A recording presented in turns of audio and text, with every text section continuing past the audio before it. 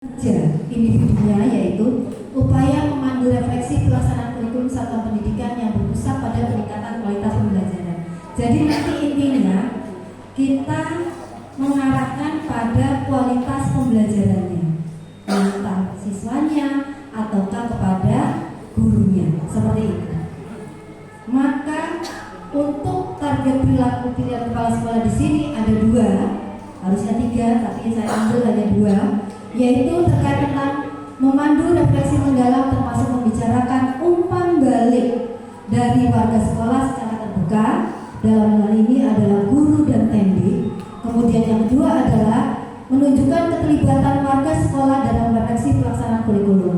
Jadi nanti masing-masing Bapak Ibu silakan melakukan refleksi dengan beberapa kerangka yang akan nanti saya sampaikan. Kemudian nanti Bapak Ibu yang lainnya juga memberikan beberapa umpan balik. Jadi tidak sekedar memberikan refleksi saja apa yang menjadi tugas dan kewajibannya saja, tetapi juga memberikan umpan balik terhadap kegiatan tersebut, sehingga nanti pada saat kegiatan berikutnya itu menjadi sesuatu kegiatan di SMA Negeri 16 Semarang menjadi sesuatu yang baik, lebih ditingkatkan lagi.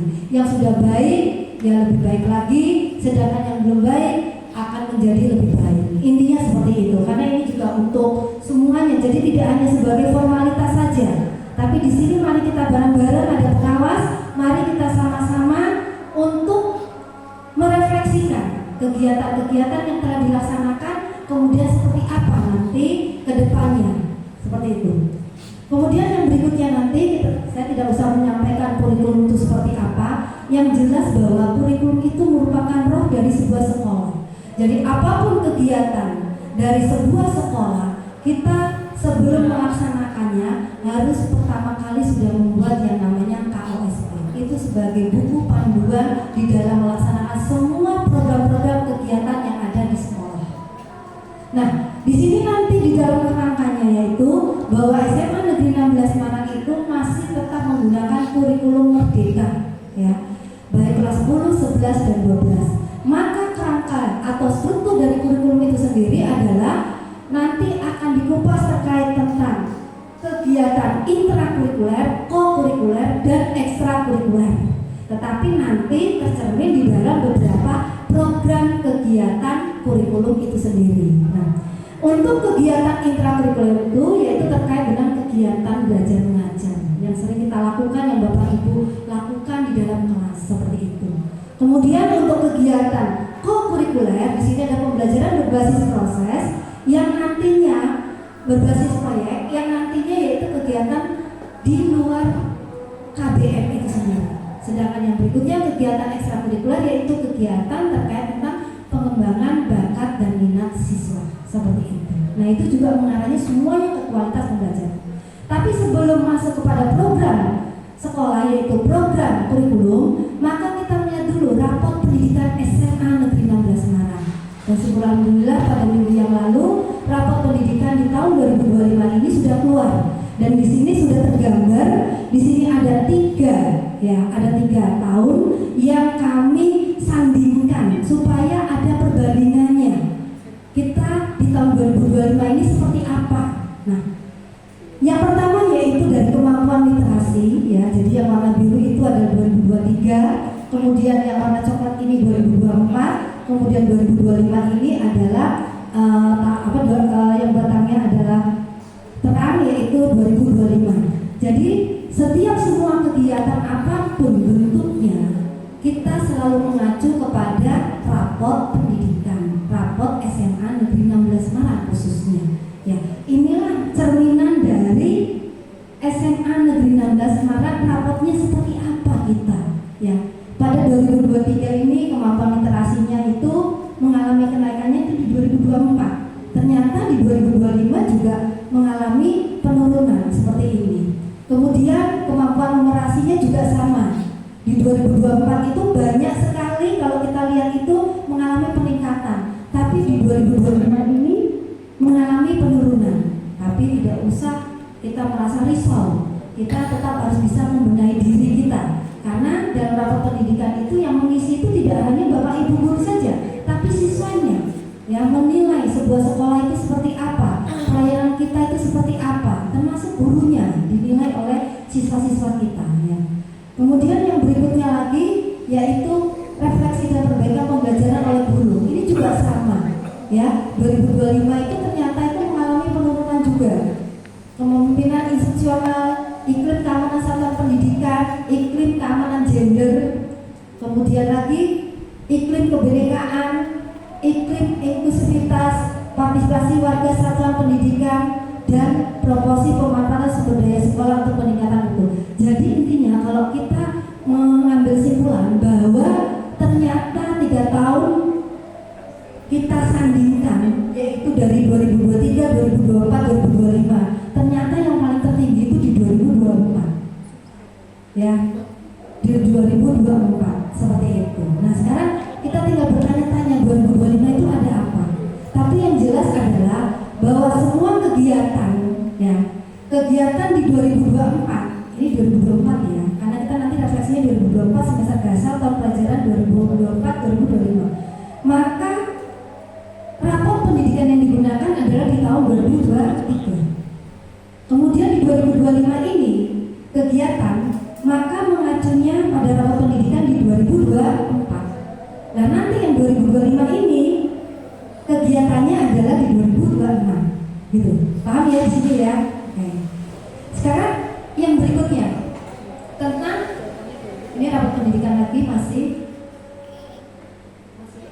ya, ada azan. Saya berhenti sebentar ya Bapak Ibu.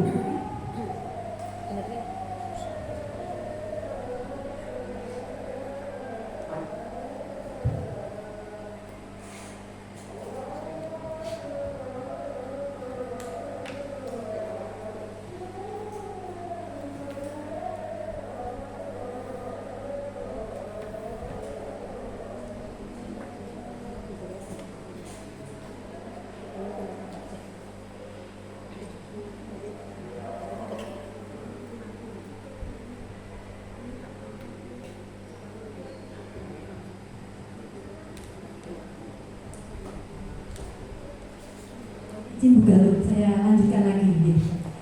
Kemudian untuk program kurikulum itu sebenarnya banyak sekali Bapak Ibu, tapi di sini tidak semuanya saya masukkan ya, hanya beberapa saja yang masih ada kaitannya dengan kualitas pembelajaran ya. Yang pertama yaitu pembagian tugas guru ya, dilakukan pada bulan Juli, ini sudah terlaksana. Kemudian semester kenapa ya? Semester seharusnya.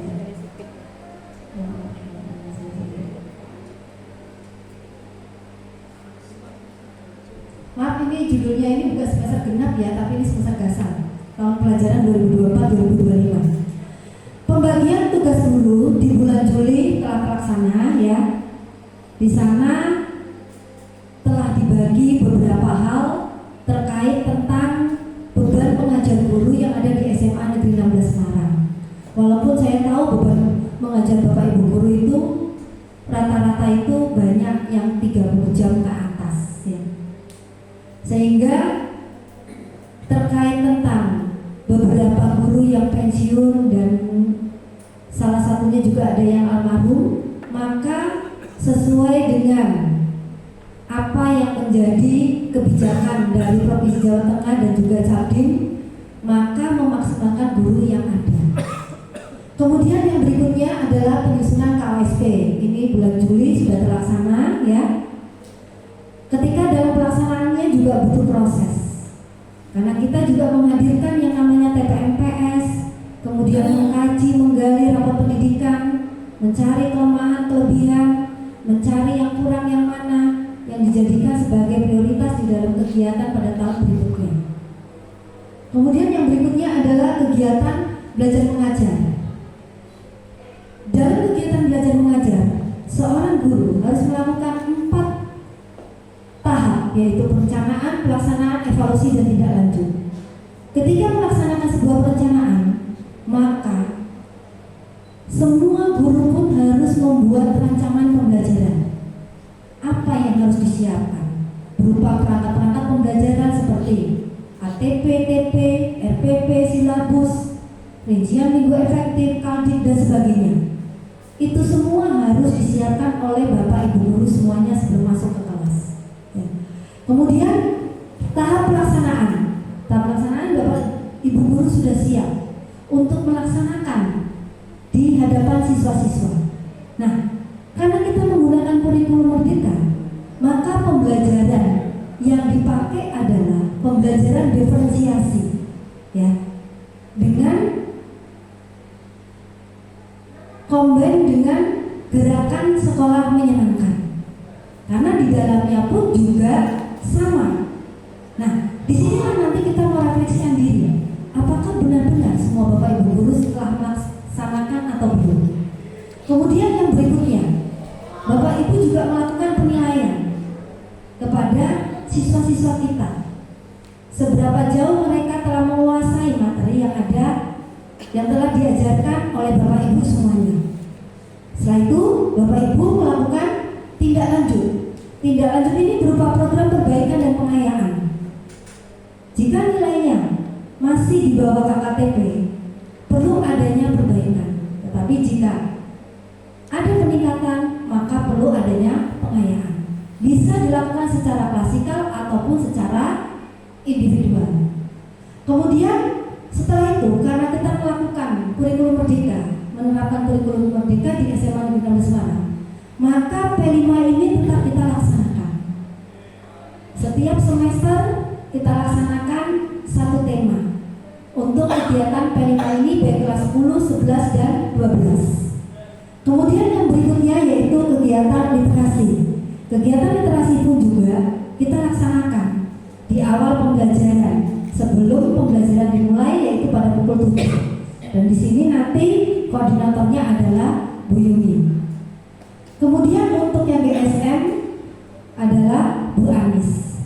Nah, adanya kegiatan-kegiatan KBM ini dari perencanaan, pelaksanaan, kemudian evaluasi sampai tindak lanjut, maka perlunya ada supervisi.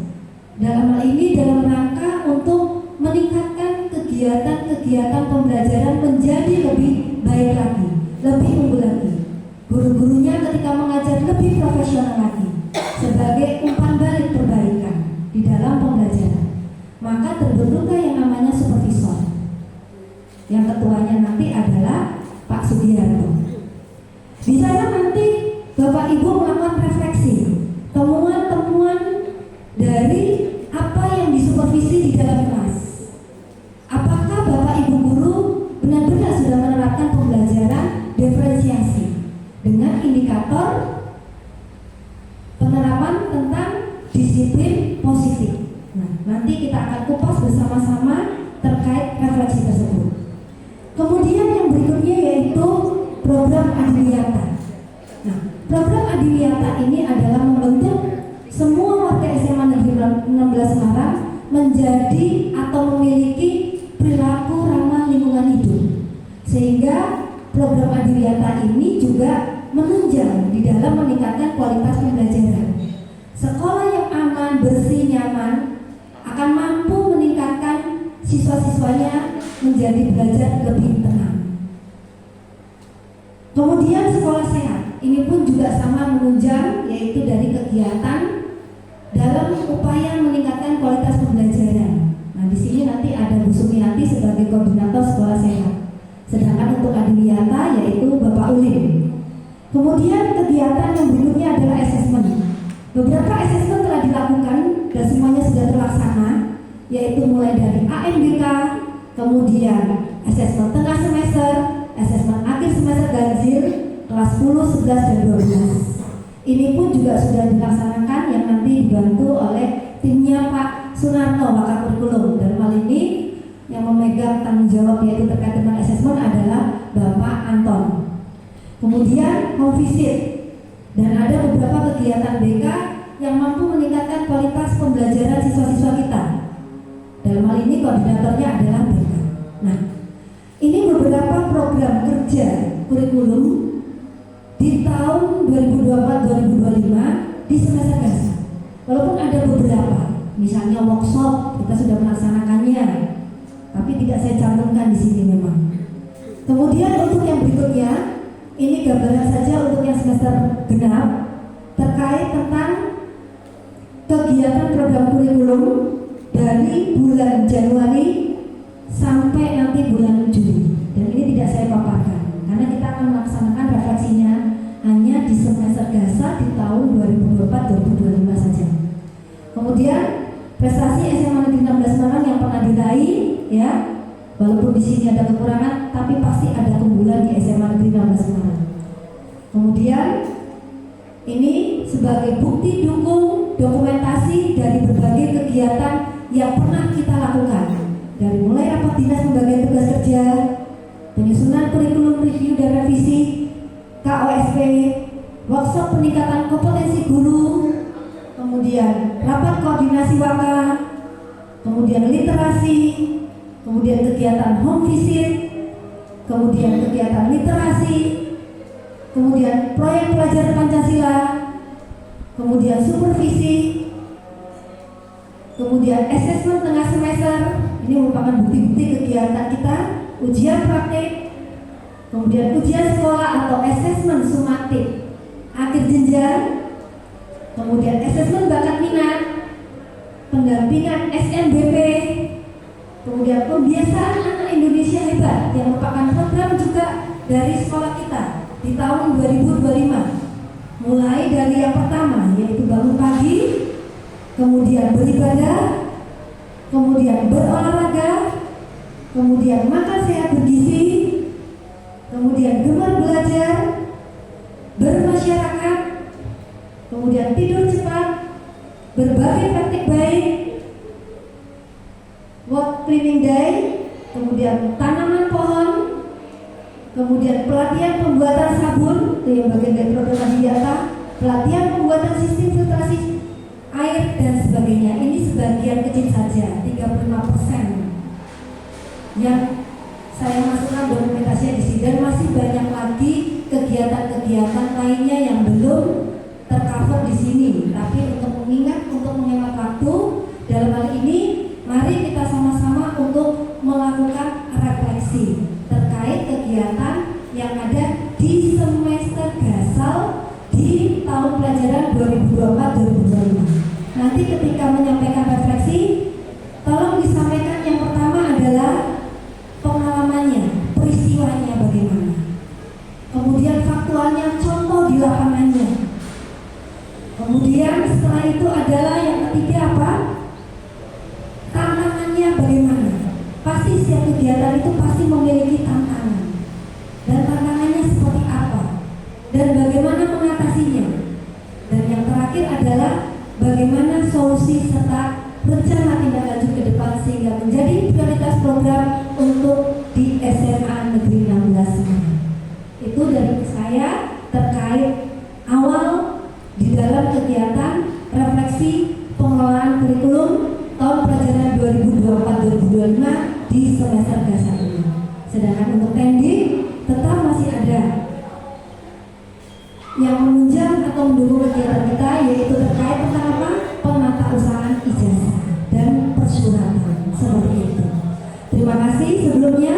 Sebelum saya pandu, Bu Galuh mohon izin memberikan kesempatan untuk kawan-kawan, untuk Bapak Ibu guru memberikan refleksi sesuai dengan bidangnya masing-masing di sini yang sudah saya kelompokkan sehingga memudahkan untuk mendeteksi di bidang apa saja dan apa saja yang perlu diperbaiki dan perlu disikapi sehingga nanti kedepannya menjadi sebuah program kegiatan untuk SMA Negeri 16 Semarang.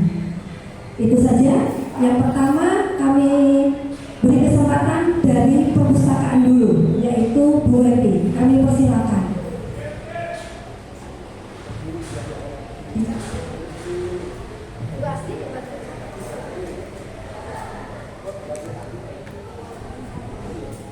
Assalamualaikum warahmatullahi wabarakatuh.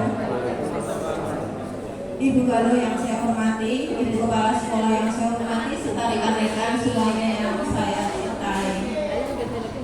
Izinkan saya untuk melakukan refleksi tentang program perpustakaan. Saya di sini sebagai Kepala Perpustakaan. Bapak Ibu yang saya hormati, ada 3 program. Yang pertama adalah program Yang kedua adalah program peningkatan minat baca siswa. Yang ketiga adalah program sarana prasarana. Di sini yang mendukung untuk kegiatan pembelajaran itu adalah kegiatan untuk peningkatan minat baca. Yang